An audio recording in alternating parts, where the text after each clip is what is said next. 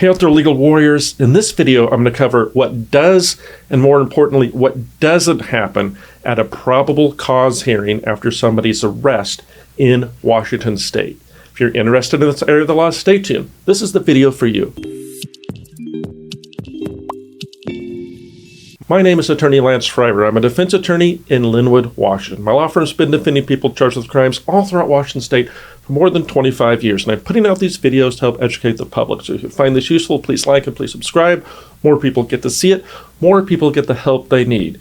Now, I know it sounds like a robotic thing, but I'm just going to jump right into it. As far as this situation goes, a probable cause hearing is very confusing for anybody in the public. It's confusing for the family members, and it's very confusing for the person in jail. Because in Washington State, if you get arrested for investigation of a crime, there's typically going to be, in many cases, a hearing that sets conditions on the arrested person. So let's start with the separation of powers. Why is there such a thing as a probable cause hearing? Well, the police are the executive branch, and they've decided that someone has violated a law written by the legislative branch, right? At least that's how government's supposed to work. Not sure how it does anymore.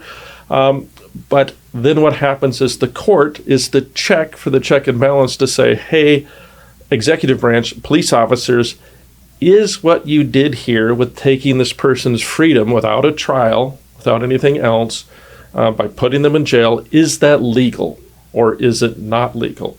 And so that's what a probable cause hearing is. It's a hearing to determine whether or not there's a justifiable reason that the police took someone's freedom and put them in jail. And that is typically done within a day or 2 days after the person is put in jail. There needs to be a probable cause hearing basically within 2 days, 2 court days, that is, after somebody is arrested. So what happens in one of those hearings? I've had 2 of those in the last 2 days where I had to go to the jail. And so the defense attorney goes to the jail, and there's the suspect sitting there who's just been arrested, even though maybe they say they didn't do anything wrong. And there's going to be a prosecutor, and there's going to be the defense attorney, and there's going to be a judge. And typically that's going to be done by video.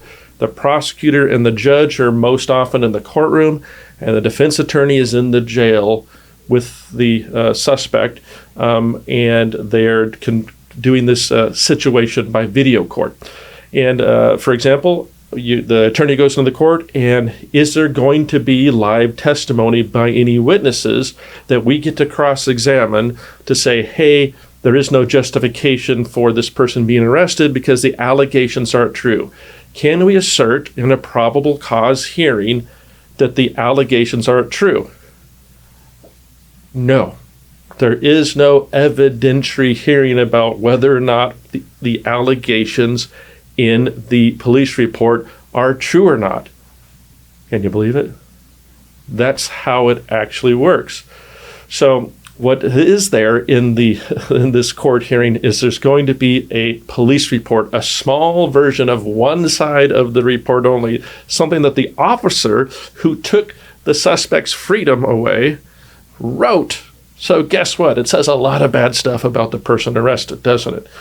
And so in that report, the court assumes, for the sake of argument for this hearing, that everything in that report is true. It could be 100% untrue. We might have proof it's untrue.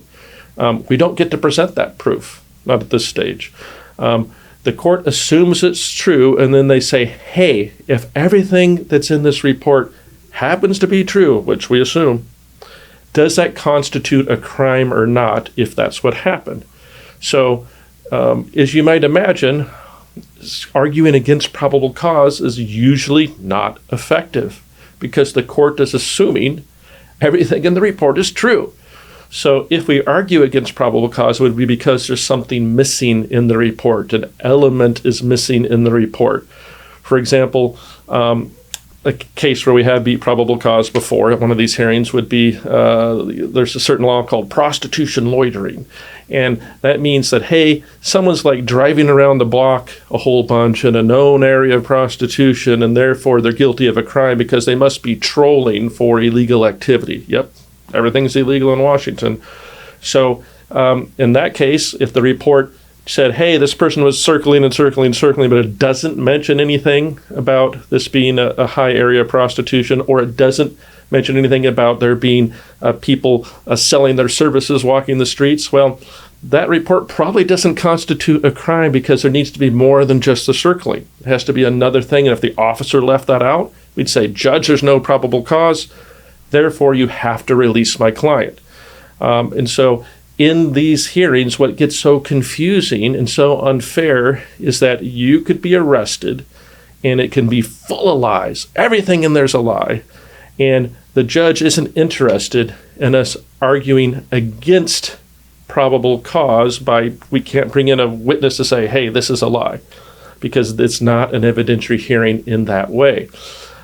So how can we use the fact that the report looks weak? Well, let's say the court finds probable cause. What's that mean? It means, hey, I'm approving the executive branch's decision to arrest you. And now I, as the judge, I have to determine as the judge whether or not I'm going to release you back into the public, and or I'm going to make you pay bail to get out, which means hold you, and what other conditions I'm going to set to, 1, protect the public, and 2, ensure that you come back to court. So if that police report constitutes, if it's true, it shows a crime, but there's problems in it, they didn't talk to a lot of witnesses, or it looks like you got attacked first and therefore you have a self-defense claim, we start arguing that to try to get you released with lower bail or no bail, or lower or no conditions. So we do get a chance to point out the weaknesses in the report. We're just not allowed to present evidence that says, hey, find that what's in the report isn't true, because that's what trial's for. That's what the charged case is for. So what does happen at the hearing is we get to make sure that what's in the report constitutes a crime. We can argue in general about whether it's strong or weak, but that argument typically goes to release and release conditions, not about whether or not the arrest was justified. And that's totally unfair in every possible way to the person who's been arrested by the government on someone's say-so. Someone who may have it in for you, someone may have it out for you, someone who's just out to get you. And if the police believed some claims against you, they write a bunch of bad stuff, at this stage in the proceedings, the court believes it's true.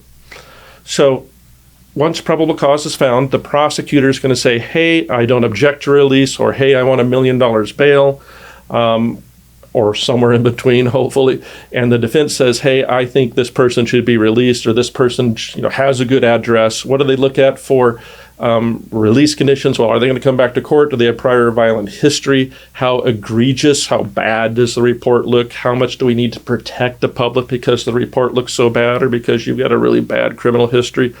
That type of stuff. And so different arguments need to be made at different times. But remember, the big takeaway is that we can't present our own evidence showing it's not true unless the judge, has a very unique fact pattern. There are very unique fact patterns that could happen. Like we show, hey, this isn't this person's identity. There's things that can be done regarding identity and other things, but we're not going to be able to assert that what's in there isn't true for purposes of probable cause. At least we can yell about it, we can scream about it, but if the report, if true, constitutes a crime, the court's going to find probable cause. And that's why usually we reserve on probable cause. What do we reserve on probable cause? That means we're not going to argue at the first hearing about probable cause. We want to save our arguments for the bail amount. We may want to make that probable cause argument later at a different stage of the proceeding if we can get some more evidence from the prosecutor to try to argue that it's not there. That does actually happen, but I'm not going to get into that situation. So hopefully you found that useful. And the most important thing you want to do is make sure that you understand there will be an attorney. If someone's been arrested, there'll be an attorney of the day, some type of public defender in the court that's going to make the arguments for everybody. If you have a particularly complicated case, sometimes it's useful to bring in a private attorney, especially if it's a domestic violence case, if there's no contact order issues. It's important to get more of that, personalized touch. But if you don't have an attorney by the probable cause hearing, the public defenders are good at it. They do it all the time. And, many times we'll tell people just let the PD handle the first one. but that's not every case. So make sure you talk to an attorney and see if it's a good idea that you bring someone in for the probable cause hearing after arrest, or if it's a better idea to wait. So again, if you found that useful, please like it, please subscribe. More people get to see it. More people get the help they need. More importantly, if you got a criminal matter in Washington State, feel free to reach out to our firm. We've been doing this more than 25 years. If we get on board, we'll listen to what happened, we'll identify a way forward, and we will be there for you. Thank you.